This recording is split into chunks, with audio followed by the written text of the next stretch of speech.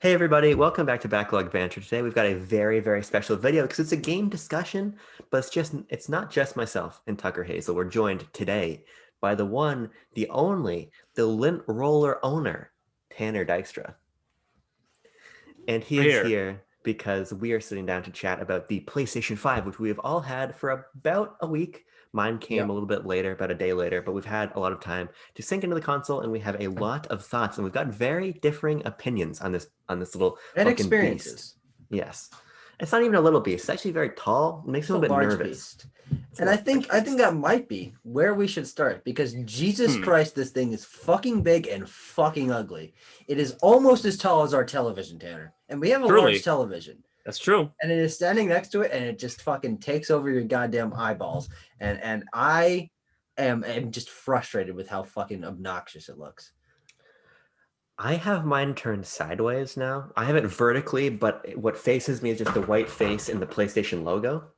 So Hmm. it's just this enormous white PlayStation monolith, which is less distracting.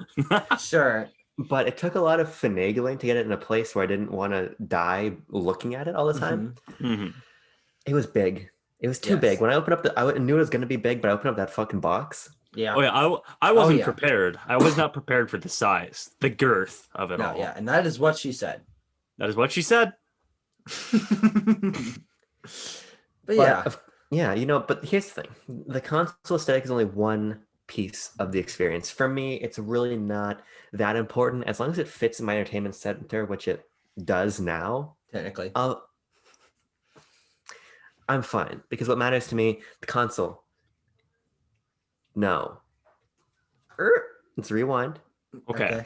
It's the fucking UI, the controller, the games. That's what I really want to hammer it on. Okay. The console, it's not Well, changing. here's the thing. I'm not a fan of it. It's a demerit against it for the Sure. overall experience, but it's something that's just going to become part of our setup and we'll Yes. get used to it. So it's a really negligible criticism in the end of things. Mhm. But also, I am glad that it's just not another fucking black box because That's what I I was am gonna say. fucking tired of just black box consoles. You fucking look at the Wii U had a gamepad, but it's just a black box.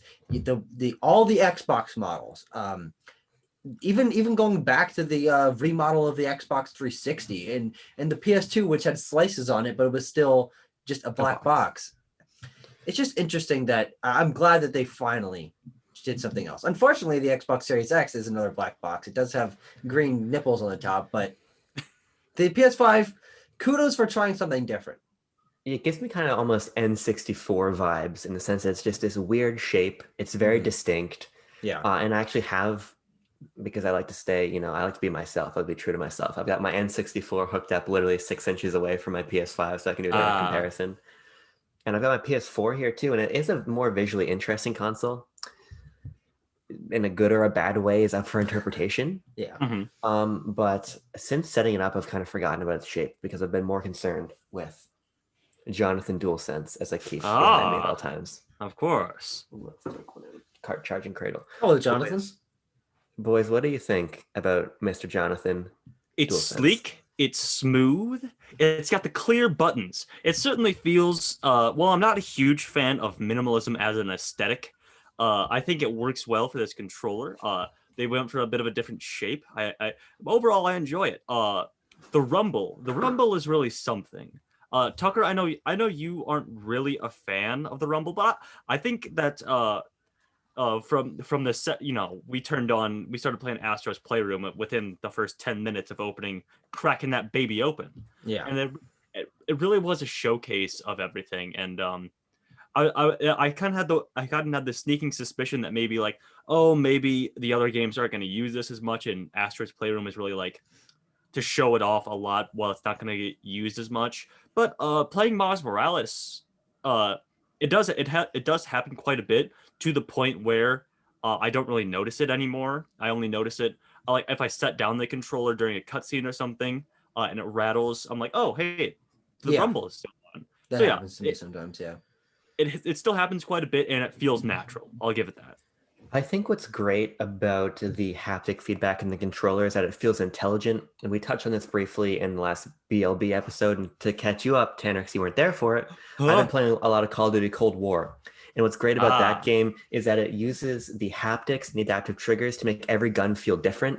You feel every round. Literally, when your clip empties, the trigger will pull like it's jamming because there's no more ammo in it. Nice. And my point with that is that the haptics feel smart. They don't just feel, oh, the controller is shaking because something's happening. Like when you're playing Miles and you hit a power generator or use Venom, you feel the crackle. When you're doing Astro, you feel everything that has to feel. You feel the guns in COD. I think that this adds immersion in a way that fades into the background, but does a lot to enhance immersion. Yeah. I feel like sometimes these kinds of gimmicks become just blatant in your face. Whoa, this is what we can do, and then let's forget about it. But I'm already seeing these integrations in various games that show me why this is not a gimmick, but more of an immersive element that adds to the experience. Yeah. I was gonna say, well, you mentioned the triggers thing, and it reminded me of while I'm playing Miles, I'm swinging around. I find myself like not squeezing down all the way because I think there is in that trigger. There's that sort of secondary give that it has, and for whatever reason, it just feels better to not press it down all the way when you're swinging. And yeah, I just like the little details in that. I've got to put a little bit of a hammer on this parade.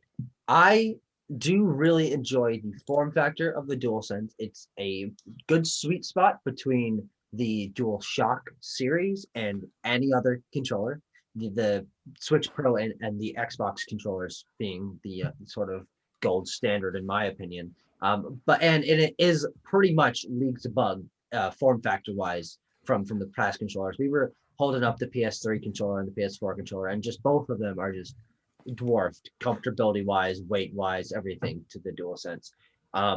But on top of that, the haptic feedback is not something that personally pleases me. I have two experiences with it. When it's fine and it just adds little bits of immersion, like the rain in Astro's Playroom or the shooting the web in Miles, I don't notice it unless I'm really focusing for it, but I don't feel like it increases immersion. Or it's used too heavily, like in some sections of Astros or with the adaptive triggers, and it just frustrates me. It numbs my fingers. It feels like, okay, they're just trying to make me feel like what's going on in the game instead of just like keeping my mind in the game. My fingers end up focus, or my mind ends up focusing on my fingers as opposed to the game, and it ends up just taking me out of the experience. And I find it pretty obnoxious. I do think that there is probably a way to turn down the amount of haptics. I still haven't done that. And that might improve my experience. But as of now, I don't find that it's really an evolution, more as something that I see as them trying to be like, oh, hey, look what we can do. And I know you guys disagree with that, but I can't say that I enjoy the haptics very much. And I've gone on this record a couple times, but I just feel like it's a chunkier, a less reliable form of HD rumble. And the fact that it is so consistent and not used for certain moments, it just feels overwhelming to me. Sure. It's certainly. Yeah, I just wanted to. Well, I think we can move off the controller point. I just want to say I want to see how many more different controllers we can compare it to see how many controllers Abram can stack up on his desk. Yeah, I have my DualShock 3 in that box, but it's under the PSVR and everything, so it felt cumbersome. But if you want to control, I mean, I got a fucking 3-button Sega Genesis controller we could compare it to if you want to. Just in case. Yeah. But before we actually get off the DualSense, what I want to say to kind of what you were saying, which I think is totally fair, what this DualSense feels to me like is the next step in immersion that we don't necessarily get from a graphics perspective because we're starting to plateau in that regard. Yeah. In a lot of different senses, I think this is a smart redesign outside of the most obvious things like the adaptive triggers, which I think are witchcraft, and the haptics. Things like changing the light bar apparatus so it's not fucking reflecting in your TV. Yeah, that's a smart change. Holy shit. Changing where the touchpad is so you don't have to make the conscious huge jump with your finger to touch it. Having the create button be so snappy as to not take you out of gameplay when you're capturing a screenshot. There's a lot that this controller does to facilitate immersion in a way that to me feels very organic, and at the same time is scalable in the sense that if you don't like the haptics, if you don't like the adaptive triggers, you can turn them off. For my tastes, I really enjoy what this brings to the table. On top of it just being a little bit heftier, this is a little bit of a light boy. Yeah, and I like especially the PS3 controller. That feels like fucking air. I could snap that by blowing on it.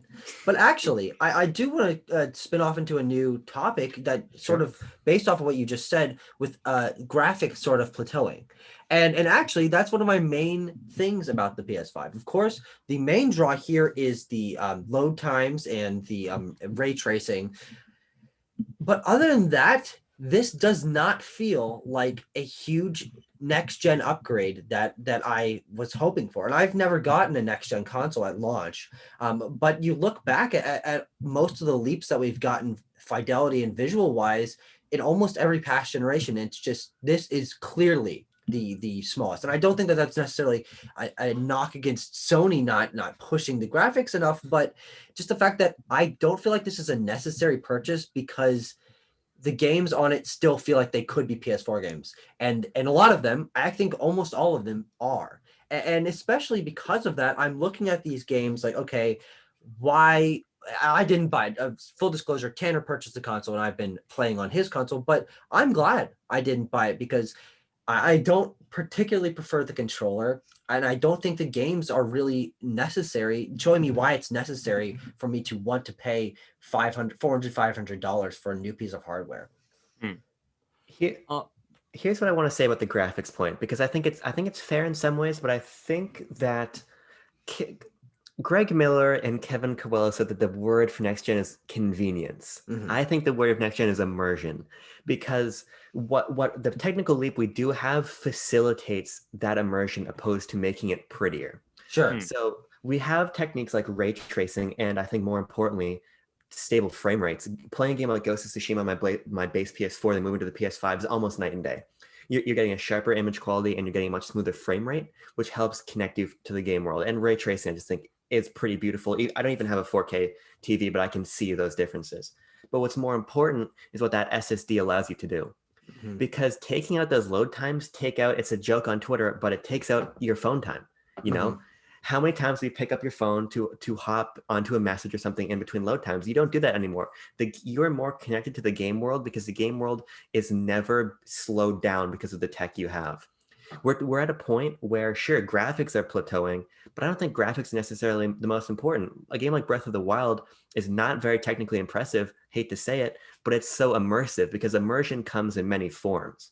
And I think that the power of the PS5 is the way that it brings you immersion in different, less traditional, more under the hood ways. And I think it's going to become more apparent as we move deeper into the generation and we start seeing things that are not also on PS4. Yeah, because that's certainly true. That's what I was gonna bring up is that playing Miles Morales, it might have something to do with Sony Interactive making the game, but they have the classic, the PS4 face where there's a bit of a level of what's the word, the valley, Uncanny Valley. Yeah, thank you very much.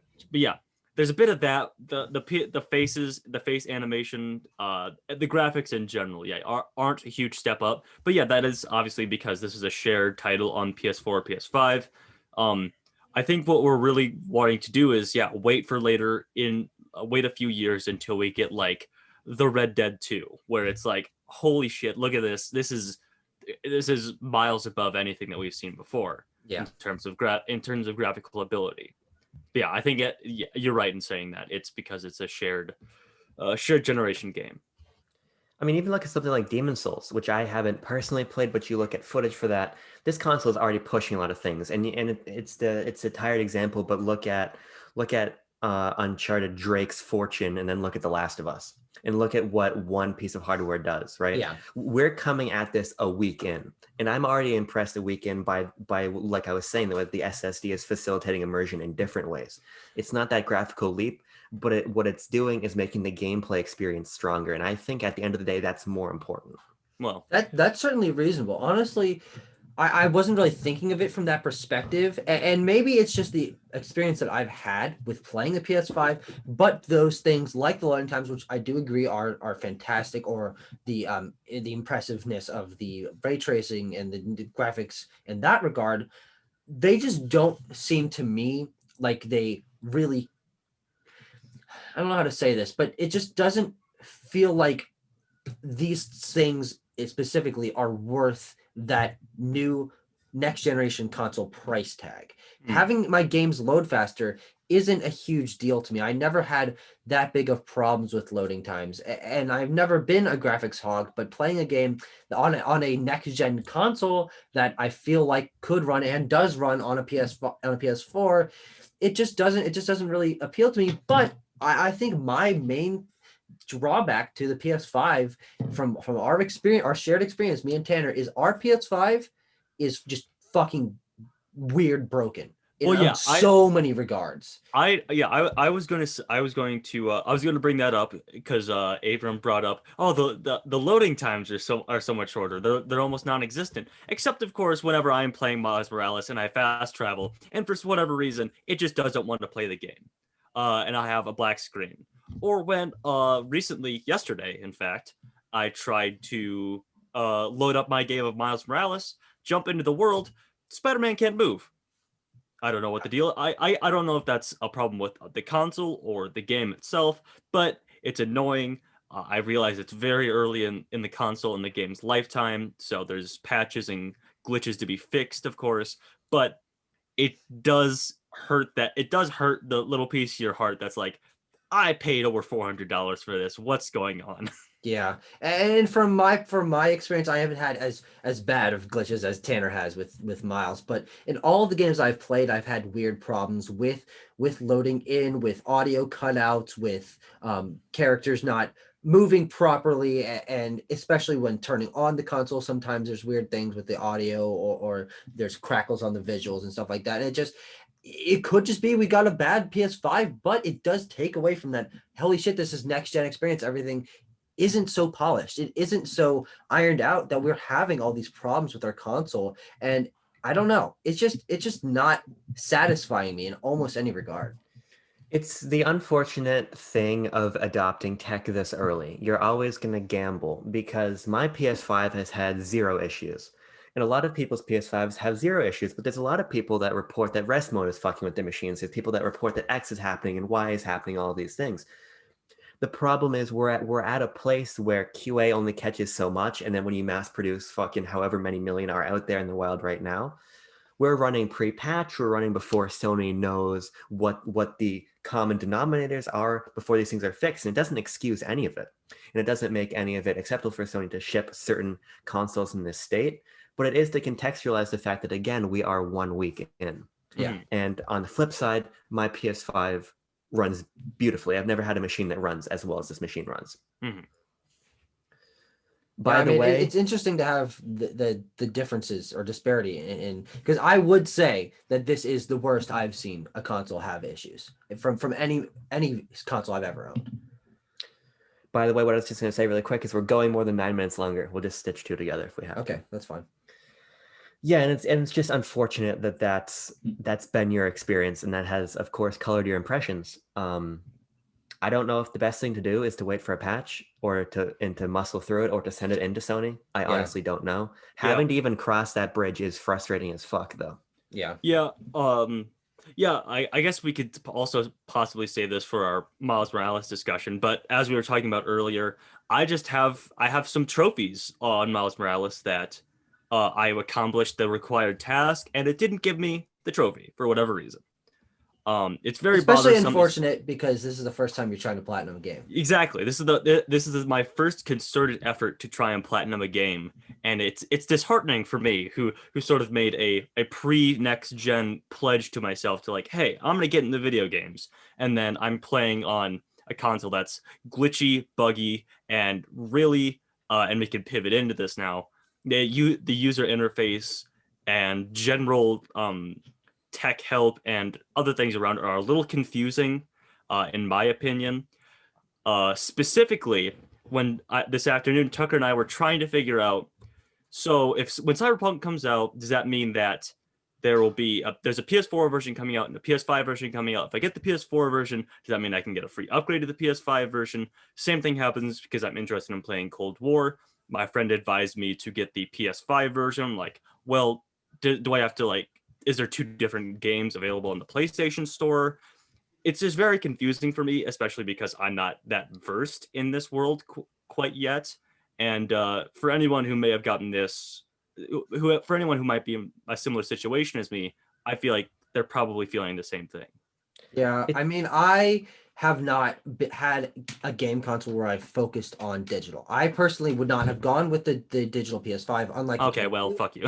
but because those issues wouldn't really be apparent to me. But watching you going through those, downloading Miles Morales and seeing fucking what 9 things Yeah, come up, there's and 9 are they different things come costumes? up. Are they DLC? That doesn't exist. I didn't think there were extra costumes. Are there different there are different versions, but there's like an extra one. I don't know what's going on. And then you get into the fact that each game handles the backwards compatibility and the upgrade system differently, and you have to go through all these hoops and jumps in order to know what version of the game you're playing. Sometimes you buy one and the other one shows up. There's all sorts of weird issues with that, and it leads to the fact that this is a new thing for a console, and it hasn't been ironed out yet, but it's still incredibly frustrating. And we were also earlier trying to transfer our PS4 saves over to PS5, and that was a fucking mess. Yeah.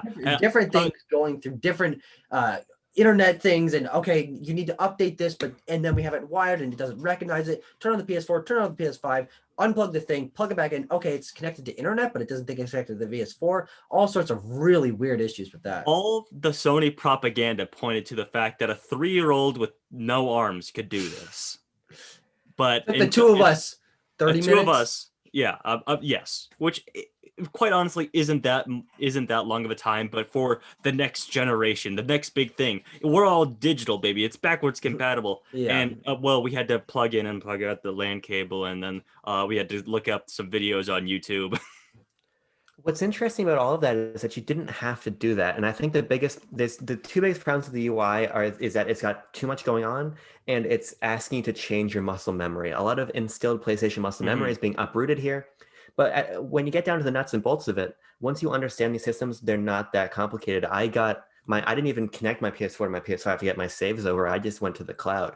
There's just a sub menu and you just pull your saves down. I had them literally within 2 minutes and I was into Ghost of Tsushima, exactly where I was on my PS4, but on PS5. I was advised by IGN to use the cable. So blame them, not I. But and see, I think that's fair. It just speaks to the fact that the messaging here is a little bit more cumbersome than usual. And having the PS4 and PS5 versions of a game is a little bit of a strange thing to wrestle with. And I found myself getting Miles Morales and trying to initially figure out how do I make sure I'm playing the PS5 opposed to the PS4 version. When you figure out that it's as simple as you go into the options and clicking game version, then it becomes a lot more straightforward. But it's a matter of understanding that in the first place. Because once you have, then it becomes very clear that Sony is giving you these upgraded versions for free, and it's as simple as changing the toggle. But you have to know to change the toggle in the first place, which does speak to a missing link of communication. But I do think that once you use these systems to their full advantage, and there's still things that I'm doing improperly with in terms of how I'm moving around the menus, but when you figure these things out, I think there is a really smooth and next-gen feeling experience. The ability of me to download my game, swap the version of it, be into these PS5 upgrades for free, I think is really great. There's something to be said, of course, for Xbox's smart delivery and the way they make that even simpler. But there's also something to be said for the fact that PlayStation is just a toggle. And once that's flipped, you're into next gen without that extra cost. And like some things like Cyberpunk are on a game per game basis, but that's on CD Projekt. That's not on Sony. Yeah, fair enough. Because they don't have the next gen versions ready yet. So the only thing you're going to be able to play on the 10th is the PS4 version through your PS5. The native versions of those aren't coming until sometime in 2021. So it's this push and pull between learning the OS and using the OS. And I think you feel that a lot. I feel that a lot using my computer or my new phone. We're getting to the point where these machines are so interconnected that there's a bigger learning curve. It's no longer just pop the disk in, but that's how all tech is. That's just the way that things are moving as we become more integrated digitally into the cloud, into each other's devices. There are these more considerations, but it's a sign for me that the fact that this industry is evolving to the point where we're back at the bleeding edge and we're back at having to figure these things out. And it doesn't make sense that PlayStation is stripping away certain muscle memory elements, like how you would hit the PlayStation button to go to the home, but now it pulls up the bottom row. Yeah. There's things like that aren't bad, but they're just different. And it's strange that they would change that. but I don't think it speaks to this machine being backwards. It speaks to us having to adapt to it, and I'm still fucking not even close to it, but I'm feeling why this machine is special because I'm working those things out. I mean, yeah, I agree. I mean, we still have 7 years left in this thing's life cycle. I'm gonna get used to it eventually. It's just the muscle memory thing that you talked about, and we are getting closer and closer, as you said, to my greatest fear, which is that my technical prowess is no longer the most superior version, and that eventually there will be somebody younger than me that'll have to teach me how to use the PlayStation 7 or whatever. That is my greatest fear, and I dread it every day. And It's coming. I think I'll just drive myself into the ocean when that day finally comes. Well, I mean, that's one solution. It's also a user's manual, I but there's don't, also the ocean. I don't want to be the guy who reads a user's manual. I threw that baby away when I opened the PS5 version. I'm like, I'm a young hip person. I can figure this out. Which says what's the PS5 versus a PS4 game? Which is the one? So I suppose we should get into the actual new UI features since we're talking about the UI as a whole. Sure. How are you boys feeling about any of it? About the play log, about the cards, about the game help, about...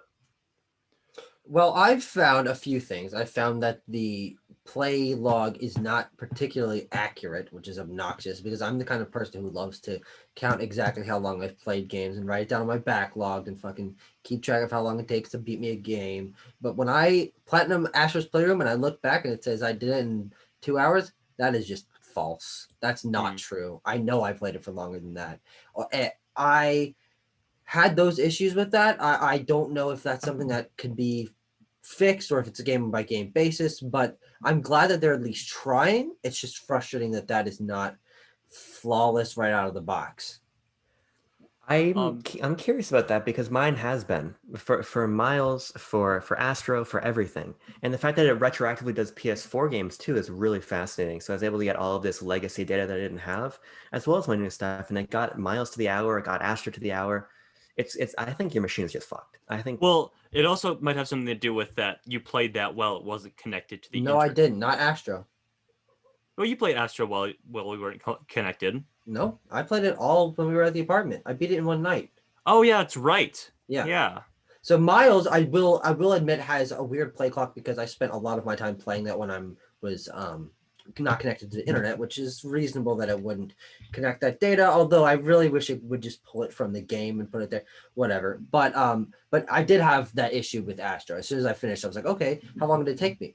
An hour and a half or whatever? No, that's false. That is not true. But one thing I do think that they're clunkily integrated into the system, but I think the cards are pretty cool. Yeah, I like the cards. Yeah, I had a good time with that, showing you how to get the trophies. If you click on it, it takes you straight to that place in the game for some things, not for all things. It's a weird balance between, I don't know how each developer is going to use them to its full potential, but Astro's Playroom used them very well, and I was able to use that to quickly platinum the game. I do wish that they weren't so front and center.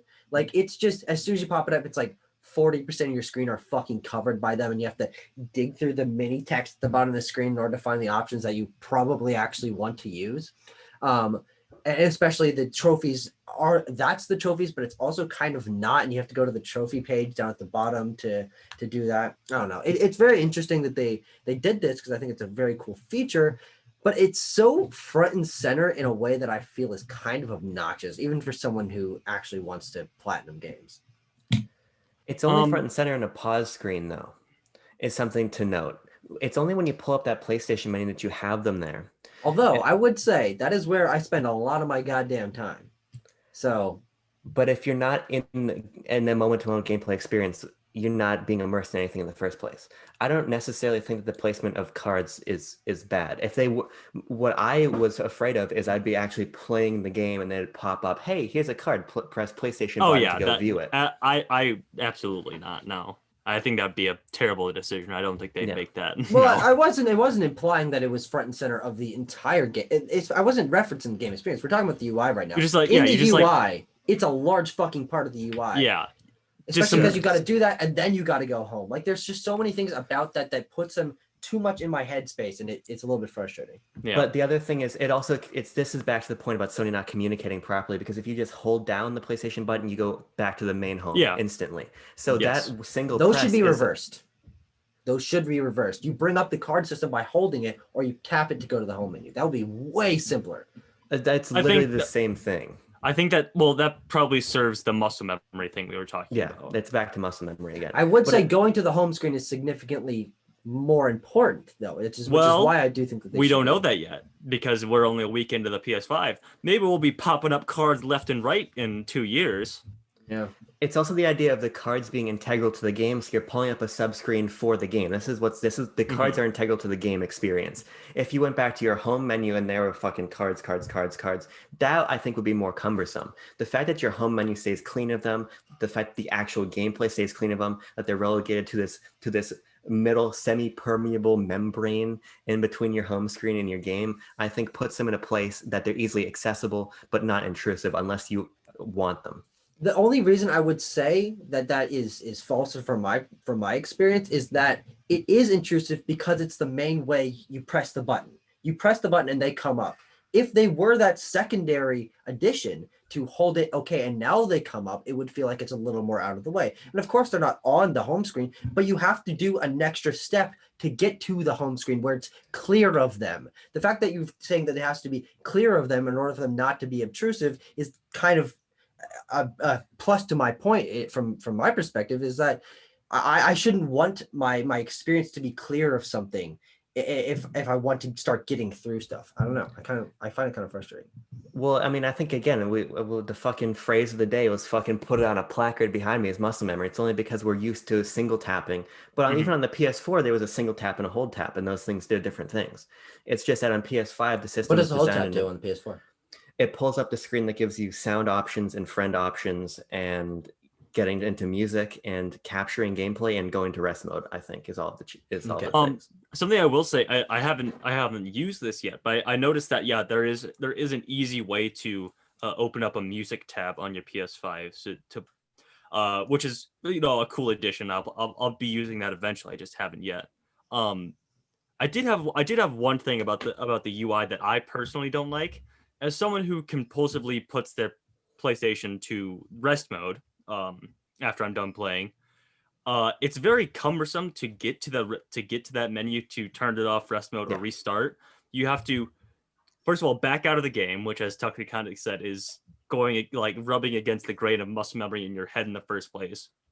Go to your profile, log out, because it doesn't give you the option from the Switch user menu. You have to log out.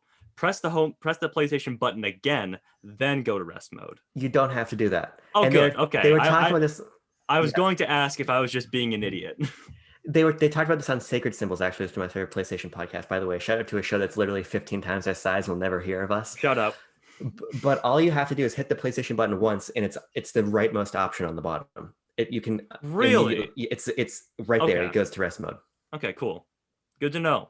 Hopefully it doesn't break your console. And then apparently there's also glitches that come along with the rest mode that can wipe your save data and crash it and things of that nature.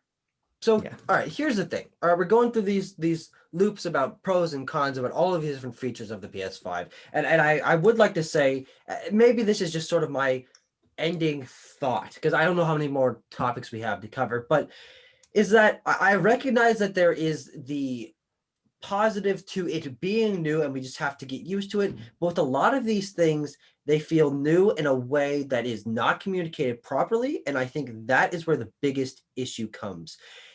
We shouldn't have to be dealing with that, which means it still is a problem with the system. And the fact that I've had consistent issues with almost every aspect of the system on a first impression is not a good thing. I've never had a system that I wasn't instantly like, okay, this is where everything is. I haven't played any video game system where I've had a bad first experience like that. It usually is so intuitive that, and granted, I haven't played every video game system, but the ones that I have, I haven't had those problems with. And I think that speaks more to the fact that it is changing muscle memory. For a lot of these things, they shouldn't have changed them. It's muscle memory because it works. And the fact that they changed them but didn't communicate that change properly is causing people like me and Tanner and a lot of other people who've had these experiences to have issues with the console, not realizing that it's just a new way to experience things. And I do understand that fucking 2 months into this thing, I'll be zipping through the menus and I'll understand everything. But this is our 1 week in impressions. And I'm not afraid to fucking say that a lot of it disappoints me because these are my first impressions. This is the experience I've had over the past week. So I don't know. I think it will be a good console over time, but it does not give a hot first impression, which is unfortunate because A, we spent a lot of money on it, and B, Sony was pushing this as their big next gen experiences, and having that detriment just sort of hampers it being like, oh hey, we're moving to the future. Yeah. I'm just hoping for some patches soon that can fix up the issues that we've been having. Yeah. And I think I hope that once that happens, you're able to see more these things that I'm seeing, because it just feels like we had fundamentally different experiences, which is just part of you drawing the short straw of getting one that's a little bit fucked up off of the supply line. Not that that's coloring all of your opinions, but I would be pissed off if that had happened to my machine. Yeah. And a lot of the success here is the speed and the utility, and when those things are kneecaps, it's completely understandable. Yeah. And your point, Tucker, I think is totally fair. There are things that I ask myself, why did Sony shift these? A big one for me is the store. The store is faster, makes the fucking PS4 look like it was connecting with an abacus. but for an all digital console, the filters are way worse. Trying to buy games on the PS5 store, I think, is a much more disorganized experience. Is there a for sale tab? We were looking for that a couple days ago, but I don't think there is one. You can search by under a certain dollar amount, but that's not a good idea. Yeah.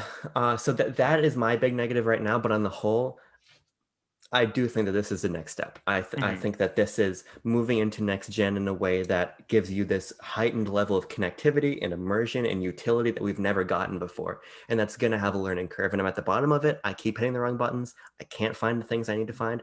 But there's this excitement that I have of seeing what this machine can do, and seeing that when I'm talking about it 4 weeks from now, and I know where everything is with my eyes closed, like I do on my PS4, that I'm going to love it. And because I love it right now, because I'm excited for where this industry is moving and the way that a PS5 and the Xbox Series units are letting us move. Yeah. And on the whole, I've had a fantastic time. Yeah, I think you're right. Only time will tell. We could very well just be a couple of grumpy old men shaking our fists at this newfangled piece of technology that what could carry some of the mainstays of the gaming industry for years in the future. Who's to say? What I'm most excited about is just to see how this generation ends, which is kind of a weird thing to say as it's just beginning. But the beginning of the generation is not wowing me, and I'm ready for myself to feel like I'm moving to the future. And hopefully, I'm seeing that within the next few months with the games that are coming out. A couple of them being PS5 exclusives. But I'm just ready for that. I want a reason. I want Sony to show me why this console is next generation in all the ways that I'm having issues with. And I think they can do it. I think patches, I think new games that take advantage of the things that I'm not particularly high on right now could push me to want to purchase my own PlayStation 5, because I'm going to eventually. I just want to be sold on it in a way that I have not yet. But that is something that comes in the future. We're talking about our first impressions now, and I think that about wraps it up. So thank you for joining me, guys. It has been a fun discussion. I'm excited to maybe do another updated impressions, maybe at the end of the year, maybe a year in, who knows. But I do think that there's an interesting conversation to be had there once Tanner and I are both used to it. Hopefully our issues are fixed, just sort of to reflect on what we've said here. Sure. And we'll certainly have a lot more coverage like that coming very, very soon. And having those, long-term things like Tucker was talking about. Very short-term, Miles Morales reviews on the way. Yes. All right. Thank you for joining us, everybody. Thank you, Tanner, for being the guest of honor over here on the more gaming side. Of course, every time. And anytime. And not every time. Not every time. Of the few times it happens, every time you're happy to be here anytime. Yes. And I think we can all agree on that. I think we can. Thank you. Okay, let's fucking begin. Can you give yourself some headspace? Okay, thank you. Whomst I'd I? rather you did it. You know what I'm saying? What does that even mean? What's space for some goddamn blowjobs? Hey everybody, welcome back to Backlog Banter.